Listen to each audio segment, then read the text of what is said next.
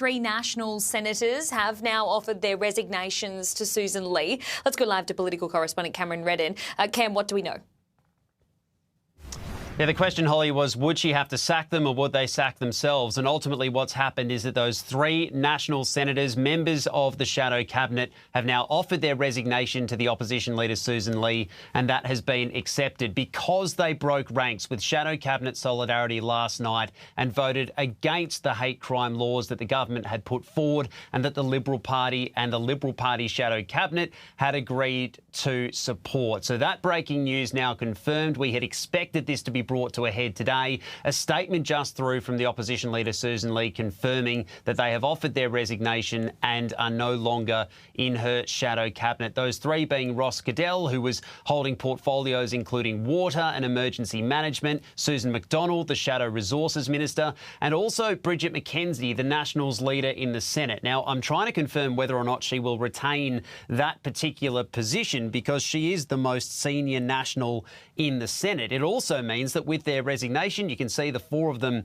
voting last night. Matt Canavan there as well. He's not a member of the shadow ministry, but it does leave the Nationals now with no shadow ministers in the Senate. Four of them all on the backbench there as a result of that. So we'll bring you some more details on what happens next as we have it. It'll be up to the Nationals leader, David Littleproud, I understand, to put forward new names who will represent those roles, because how this works is there is a certain number of spots in the shadow cabinet that are given to the Nationals and are given to the Liberals. So those spots will be filled by Nationals. There's 17 of them all up to choose from, so their roles will be distributed again over the coming days. But let's bring you some of this statement from Sussan Ley. It is a lengthy one. It follows a day full of meetings where the Liberal leadership team has thrashed out what to do after earlier this morning these three senators seemingly put their own positions in the shadow cabinet up for grabs. Sussan Ley in this statement just through says, yesterday on several conversations, I made it clear to David Littleproud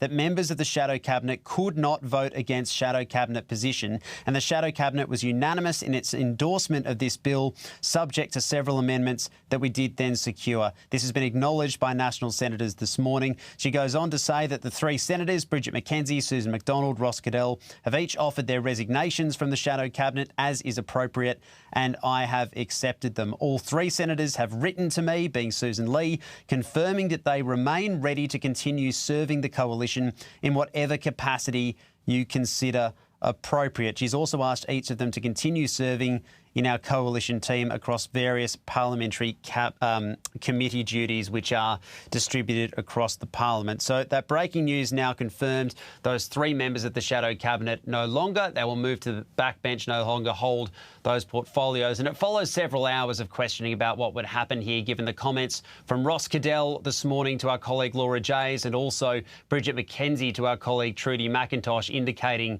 that they probably knew deep down that this was not tenable to remain in shadow cabinet while not voting with the rest of shadow cabinet. I am willing to resign. I have prepared to resign. There is a conversation taking place that is not at my level. I understand if you do the crime, you have to take the time.